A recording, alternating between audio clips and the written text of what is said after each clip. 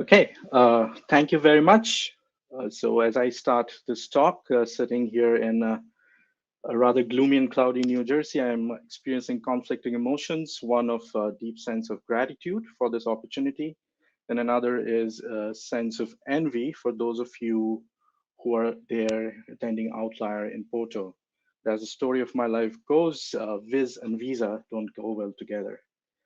And continuing on that serious note, it seems to me that I'm one of the few invited speakers from the academia. So here is kind of a disclaimer before I start my talk. So the presenter is an academic. All visualizations presented in this talk may be based on the cars or adult or the wine datasets. There might be some resemblance to real world problems, but that may be purely coincidental. Any mention of visualization minimalism, however, might not be coincidental.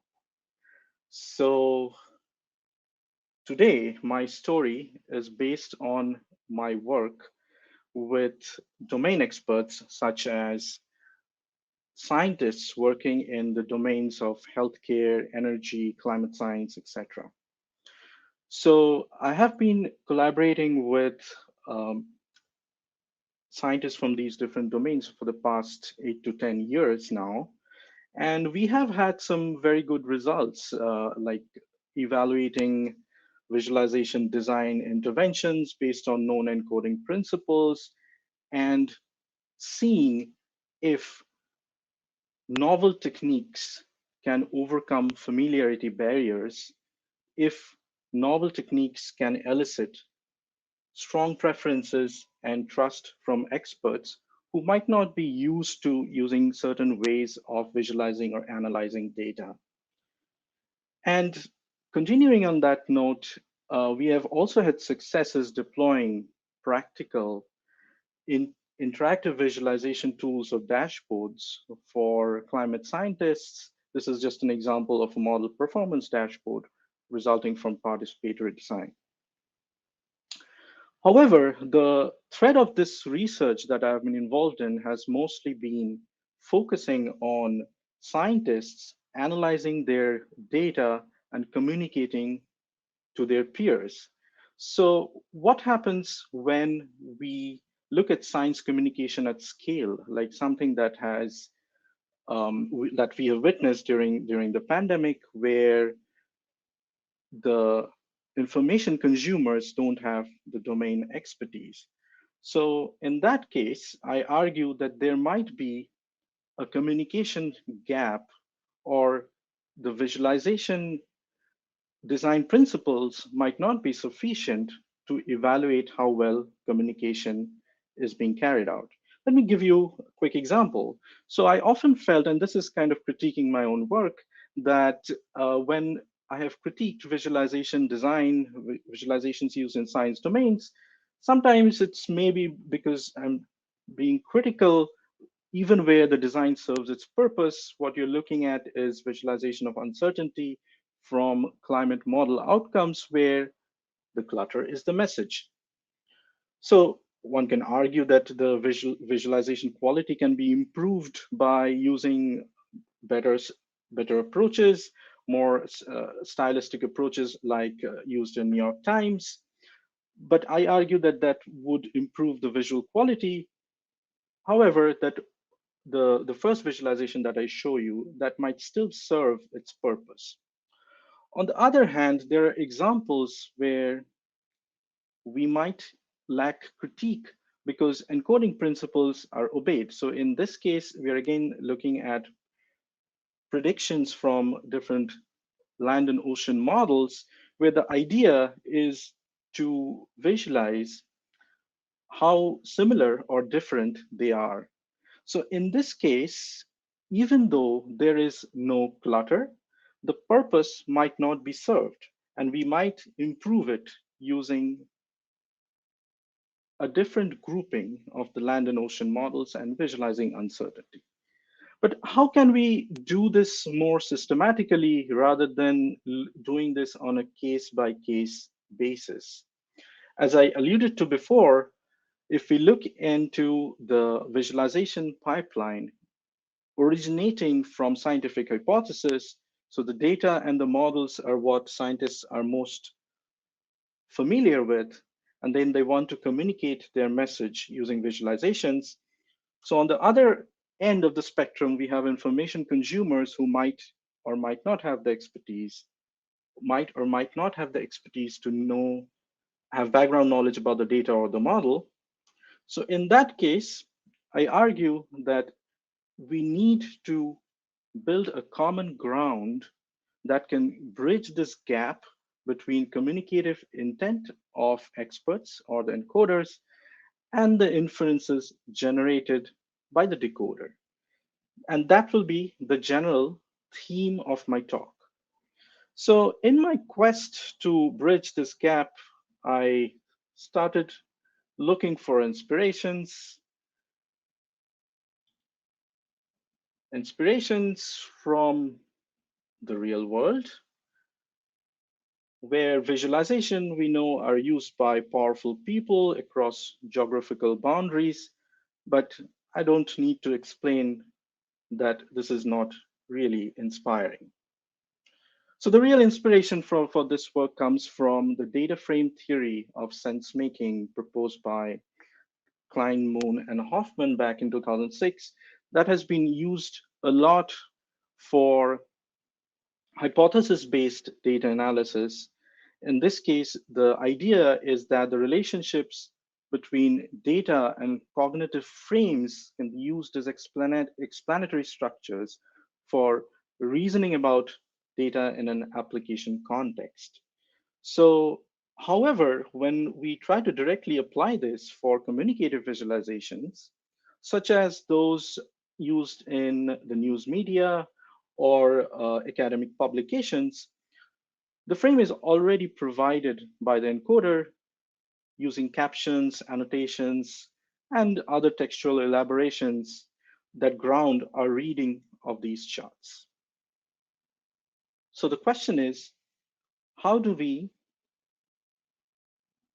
use the data frame theory, but build our own conceptual abstraction? So we again start from scientists to their data and the models. And I argue here that the main purpose of communicative visualization in science domains is to communicate the claims that are a result of the scientific data analysis processes connected with the evidence so that the information consumers can generate conclusions. Therefore, the central argument here is that visualizations can be communicated and read as claim evidence pairs. This is the central thesis of my work, and I will give you examples to substantiate my claim. So here are some visualization examples from the past few years used popularly as a means of science communication. This is the well-known the climate stripes plot, the warming stripes plot, where the claim is that global warming has accelerated in recent times, and we see the color contrast to infer the discrepancies between the past and the current.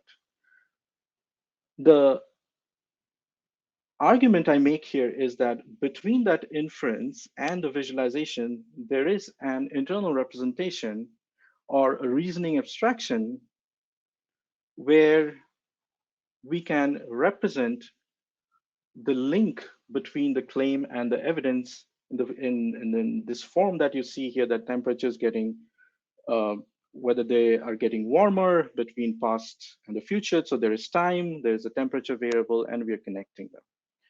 The same goes for this visualization by Mona Chalabi, where during the pandemic, this is during the early part of the pandemic, we are looking at Korea, which demonstrates that flattening the curve is possible due to timely government interventions. And again, the reasoning abstraction is where we look at mainly two variables, government action and inaction, and whether the curve is flattened or there is an upward trend.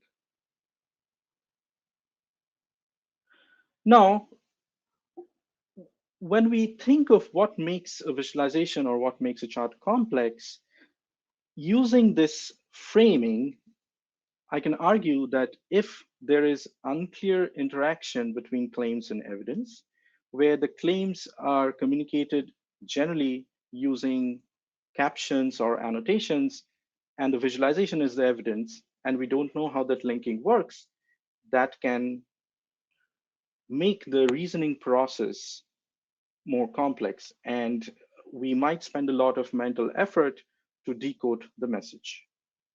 Therefore, as a corollary, if we're able to characterize these different reasoning abstractions, that will help us in realizing that common ground that I alluded to between the encoder and the decoder.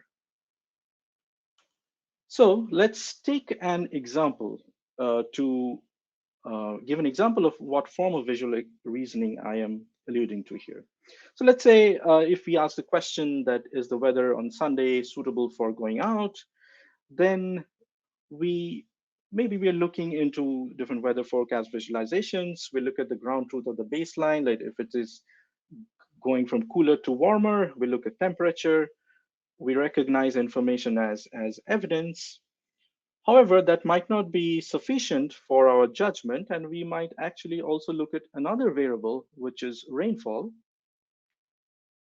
And in this case, we're combining multiple elements. In this case, multiple elements means multiple elements that make up the evidence. So we are synthesizing or connecting the dots. And even after that, we might look at multiple sources of evidence or multiple, in this case, multiple weather channels to decide whether or not the weather is suitable for going out. So in this case, there are three steps: recognize, synthesize, and assimilate, which make up our framework of informal evidential reasoning. In this case, what we are doing is we are looking at different claims or questions and using the visual evidence at hand to make the judgment where the evidence is enough to substantiate the claim. Let me show you some examples from our collection. In this case, we have collected more than 2,000 visualizations published in science, energy, in climate science, energy, and healthcare domains. And this is the crux of a framework where we have three different parts: the evidence content, interpretation task, and the type of reasoning abstraction, which we have three types of reasoning abstractions: contrastive, complementary, and converging, diverging. So this is the visual reasoning framework for communicating with data, and this is still under development, and we are still working with our collection to improve this framework. Okay, so some quick examples. When on the left side is are the elements of our framework, and on the right you will see some visualization examples.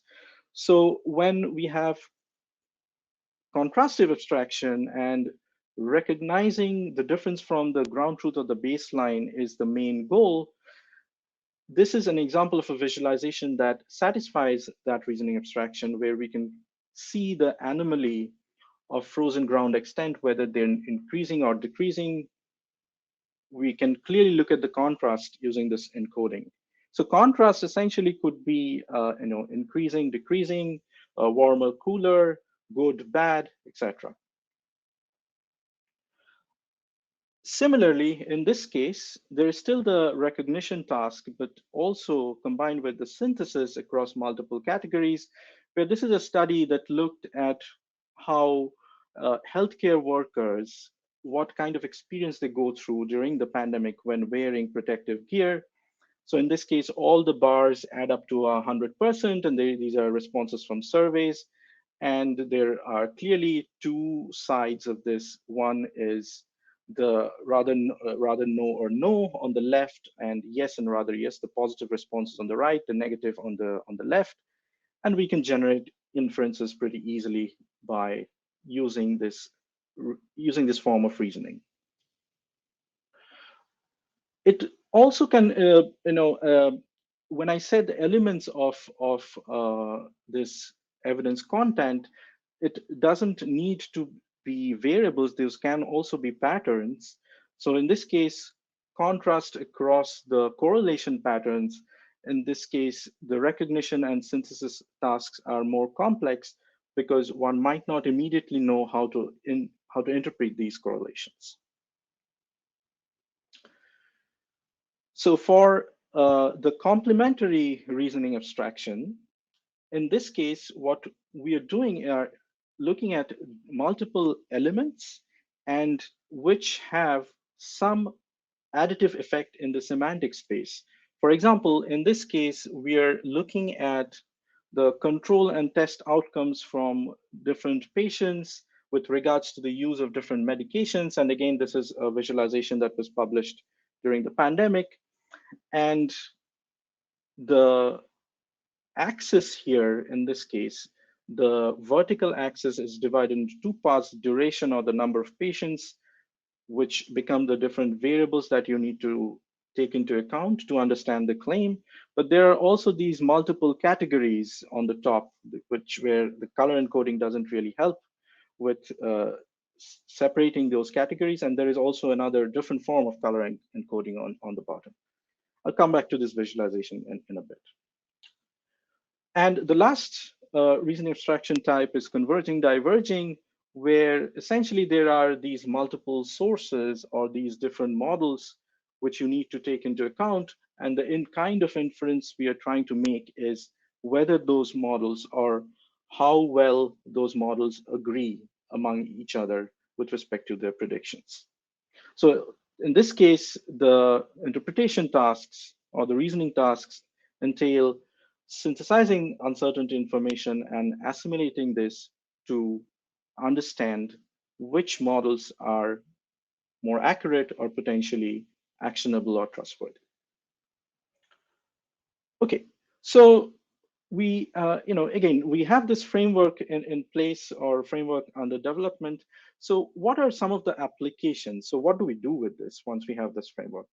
One thing we do is we can systematically reason about how to improve the communication clarity of different visualizations. For example, as I said, in this visualization might have lower visual quality with regards to clutter, but it still has higher communication clarity than the one on the right, because the one on the right is talking about grouping these different scenarios, and we don't have an encoding of grouping or representation of uncertainty, which we have fixed at the bottom.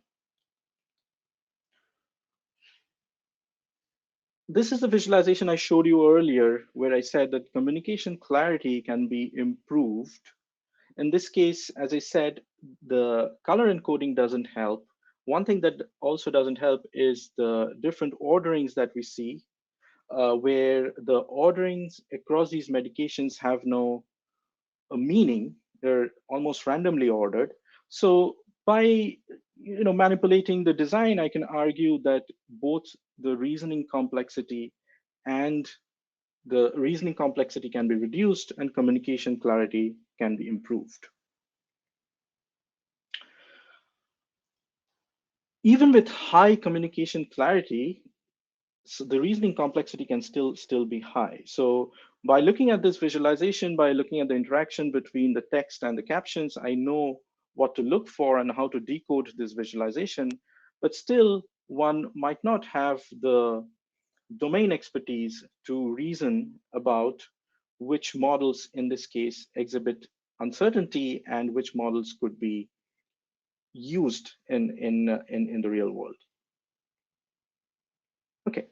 So another application, and this is kind of some, you can think of that as wishful thinking, kind of some strands of thought looking at some of the presentations on dashboards yesterday, is some of the questions that we have been discussing is, when do we need dashboards, and do we need dashboards at all, and how to design them effectively? Something that we also discuss when I'm teaching. So I think that this idea of Conceptualizing visualizations as claim evidence pairs can help us chaining different reasoning tasks and divide and conquer the information space by separating the information into meaningful cognitive chunks. Thinking about this part also forced me to think that maybe this is not such a wild imagination, and we already know of such examples, although we might not call them dashboards.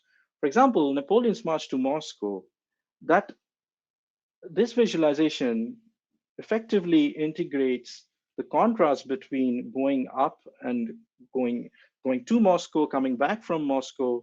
It integrates complementary pieces of information like space and time and temperature effectively, and provides high reasoning affordances towards substantiating the claim about the loss of lives and maybe the underlying reasons towards the loss of lives. This visualization, again, by the iconic Hans Rosling, this can be imagined as a modern day dashboard in its interactive form. And this is just a static snapshot where we have nice annotations about both the health indicators and the income levels and the different countries. We can easily imagine this being in a dashboard. There's an interactive map, and we can easily recognize and synthesize the contrast between high and low income countries with good and bad health indicators, etc. So, having presented this newish framework of visual reasoning based on the concept of informal evidential reasoning, I want to say that we need to think deeper into what we are optimizing for when we design visualizations. We often vilify concepts like minimalism or the known design principles, but they exist for a reason because they are designed for fast, accurate, and efficient information search and retrieval. However, we need to go towards designing for reasoning and sense making by better integrating text with visual cues, by looking at what kind of reasoning affordance we might provide by intelligent use of metaphors, visual metaphors. And what we are optimizing here is really communication clarity based on new heuristics that need to be developed that don't exist yet. So in today's talk, I presented a visual reasoning framework for communicating with data. Critiques or criticisms are very much welcome. As I said, this is very much work in progress. Please feel free to reach out. And just on a concluding note, I strongly believe that as part of my research, I have kind of treaded this tightrope between theory and practice, theory informs practice, and vice versa. And there are two more dimensions which are interconnected: are domain expertise and education. Being in the education domain, I can realize that many of these ideas and concepts come into mind when I'm trying to educate or trying to communicate the importance or the underlying principles of visualization design to students. So my message is, let's continue to build bridges across across communities. We need more venues like Outlier. And thanks to my support crew. And one more disclaimer before I end. That will be my time. Thank you.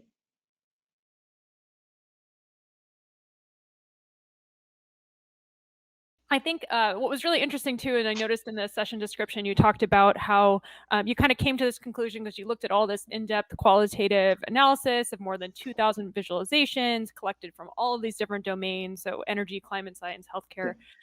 Having your eyes on all of that, what interests me is, did you see any relationships and like patterns specific to those domains that you didn't expect, or any like aha moments or really cool insights from just having the experience of going through all of that? Patterns that are specific to any of the domains? Yeah, that would be interesting. Yeah, so I'm kind of biased towards the climate science domain because that is the domain where I have worked the most. I have had collaborators, and there are these visualizations that we often critique, or towards the beginning of my kind of collaborative work as to critique, is these use of many different channels or variables on a particular visualization, specifically because they want to have all their models represented, even though the message really is that there is this mean line and there this variability. So that's a recurring theme that I see, the struggle with representation of categorical data on a static visualization plot, where it becomes um, much easier when you have interactivity, use of filters, etc. And I guess in the energy and the healthcare domains, we actually see a lot of we often think of just basic bar charts, scatter plots, heat maps, etc. But it's amazing that even when you have the same type of visualization technique, the takeaway message or the reasoning process can be actually very different, even with the same techniques. So those will be my two main takeaways across domains. Great. Yeah. Thank you for sharing that. I think my other question that comes to mind too is around the idea of reasoning. Like, makes so much sense, logic, all of that, But even your example with the weather, right? Is it suitable for me to go out in the on this Sunday? It might be different for me in Los Angeles, where if it was 80 degrees, I'd say that's too warm and I don't want to go outside. But for you, it might be fine because you're in New Jersey and Mhm. you're more used to the humidity and stuff like that. So I Yeah. guess that's my question: is how do you think about it across context, or like even just changing preferences? Like, can you account for that, or if you at all, really? Yeah. So that's a great question, and I'm not sure I have the answer for that. But we are kind of approaching this from a perspective where we are trying to find almost like a semantic structure, how we can link the claims and the visual representation using this kind of three dimensions, right? One is the baseline. So the baseline will be very different if you're in Los Angeles versus New Jersey, for example. And then what are the different elements of information that you need to gather to make a judgment? And then on top of that, if there are different sources or different models that are giving you that information. And this is kind of the structure that we derived from our analysis of the visualizations that we have collected. But it could well be that this is not an exhaustive list, but at least a framework that we can start with. Absolutely. Well, thank you for that. I wish we had more time with you, but unfortunately, we have to move on. I really Sure. appreciate your talk. Thanks for joining us. Enjoy the rest of your conference.